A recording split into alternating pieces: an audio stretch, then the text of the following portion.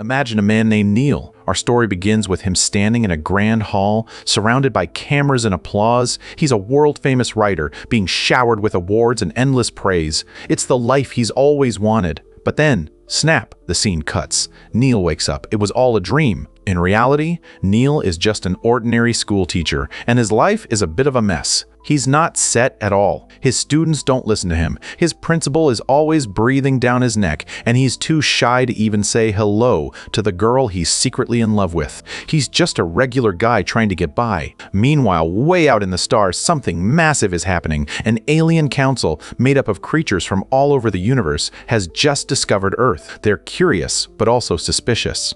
They want to know, are these humans dangerous? Should they be allowed to exist? Or are they a threat to the galaxy? To find out, they decide to play a game. They'll pick one human at random and give them absolute power, the ability to do anything they wish. If the human uses the power for good, Earth is saved and might even join the council. If they're selfish or evil, Earth gets wiped out. The council uses a machine to pick their subject, and of all people, it chooses Neil. At that exact moment, Neil is pedaling home on a shaky old bicycle. He doesn't even have a decent car. Suddenly, he has a nasty accident and falls. As he's lying there, a bright blue light shoots down and hits his hand. Just like that, the power is his, but Neil has no idea. He goes back to his school the next day, feeling like his usual unlucky self. The principal immediately corners him and gives him a hard time. Frustrated, Neil goes to his classroom, but the kids are being so loud and rowdy that he just can't take it. He walks out, stands in the hall, and starts reading a newspaper to kill time until the bell rings.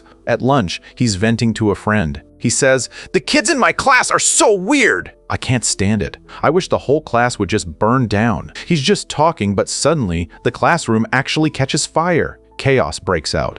No one knows how it started, and Neil is standing there completely baffled. He heads home, shaken, only to find that his dog has made a massive, smelly mess on the floor. Exhausted, Neil sits on the couch and mutters, "I wish that smell would just go down the toilet." To his horror, the mess and the smell literally fly into the bathroom and the toilet flushes itself. Neil thinks he's losing his mind. He tries to calm down, but then his drink bottle falls into the sink. He wishes the wasted liquid would go back into the bottle, and it actually vomits back inside. Panicked, he waves his hand and says, "I wish this bottle was a new one." The bottle suddenly leaps out of the house. Neil chases it down the street. It smashes through a store door, and before he can grab a new one, the police arrive. They think he's a burglar. They catch him, but his loyal dog bites an officer, giving Neil a chance to run. As he's sprinting away, he trips into a pile of mud. The police are closing in. In desperation, he waves his hand and says, "I should get home immediately."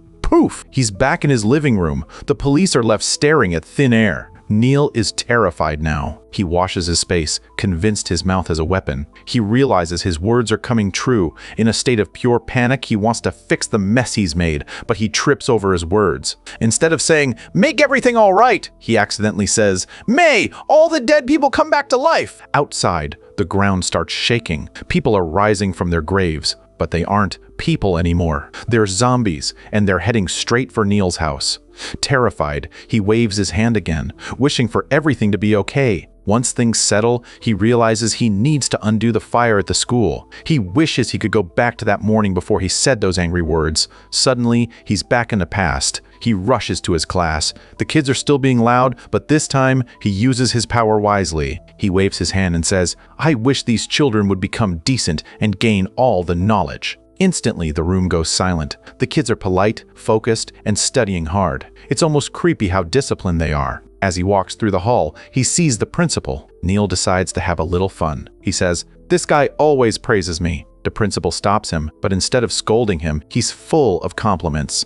"Neil, you're amazing! The kids love you! You're the reason this school is great!" Neil is so moved that he almost cries, but once he's alone outside, he starts jumping around like a happy kid. Back in the staff room, he sees his friend, PD, staring longingly at a female teacher. PD has a huge crush but no confidence. Neil feels generous and wishes, "May this girl fall in love with my friend." Now, Neil thinks it's time to help himself. He tries to become the greatest person, so he turns himself into a world-class scientist. But that feels wrong. He goes back to normal and then wishes for a great body. Suddenly, he's incredibly muscular and fit without lifting a single weight. He wants his neighbor, Catherine, the girl he likes, to see him like this. But when he makes the wish, he's not specific enough. The entire floor of his apartment simply vanishes, and he's staring down at his friend in the apartment below. By morning, Neil realizes this power is too much for one person. He tries to tell his friend about it, but the friend just laughs.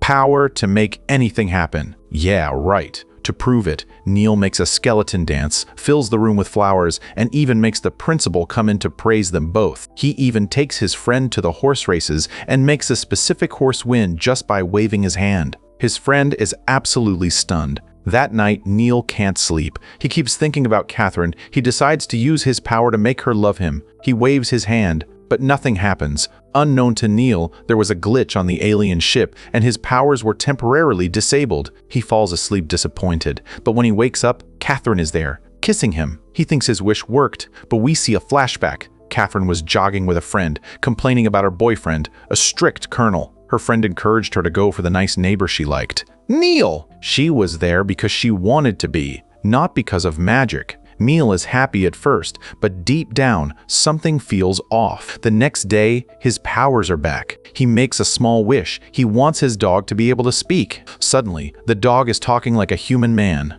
While Neil is chatting with his dog, Catherine arrives with flowers. But when she hears a man's voice inside, she assumes Neil is busy with someone else and isn't interested in her. She leaves in a huff.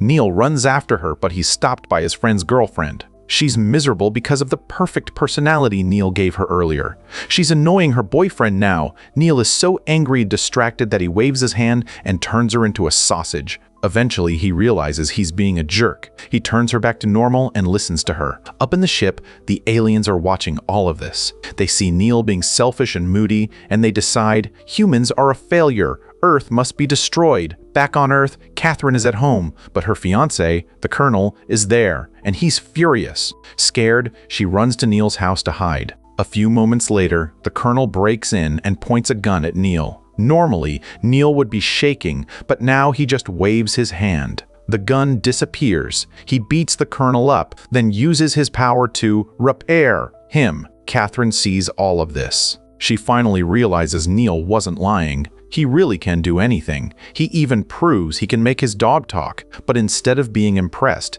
Catherine is upset. She leaves, feeling like everything is fake. Suddenly, the Colonel sneaks up and hits Neil over the head with a vase. Neil wakes up tied to a chair. The Colonel has figured it out. If Neil waves his hand, things happen. He holds Neil's dog hostage and forces Neil to do crazy things. He makes the Colonel the leader, gives Americans giant ears and duck feet, turns police uniforms pink, and basically turns the city into a circus. Catherine realizes the Colonel is behind the chaos. She goes to Neil's house, but he's gone. She finds Neil's friend hiding in a closet, terrified. They team up to save Neil. They find the Colonel's house, where a crowd of people is actually worshipping the Colonel because of Neil's forced wishes. They manage to rescue him. The first thing Neil does is wave his hand and wish that everything the Colonel ordered be returned to normal. He goes to Catherine and pours his heart out. He wants to be with her, but Catherine says, "No, I can't love a man who uses magic to solve everything instead of doing things on his own." Heartbroken, Neil decides to use his power for the ultimate good. He wishes that no one in the world would ever go hungry again and that everyone would have a home. But it backfires. News reports show that because there's too much food, everyone is becoming dangerously overweight. Because there are so many houses, there's no land left to grow crops. He tries to fix global warming, but the temperature drops so low, the world starts freezing. Neil realizes that he, a human, doesn't have the wisdom to play God. Every time he tries to fix the world, he makes it worse. He feels like a total loser. He goes to a bridge, ready to end it all. But before he jumps, he looks at his dog and says, "I want to give you all my powers." The dog, who loves Neil more than anything, uses the power to save Neil from falling. Then, the dog makes a final wish: "Destroy the source of these powers!" High above, the alien ship is overwhelmed by its own energy. A massive explosion wipes out the alien council. The threat is gone. Everything returns to normal. Neil is just a teacher again, but he's changed. He realized that life isn't about magic. It's about having the courage to try. He starts working hard at his job.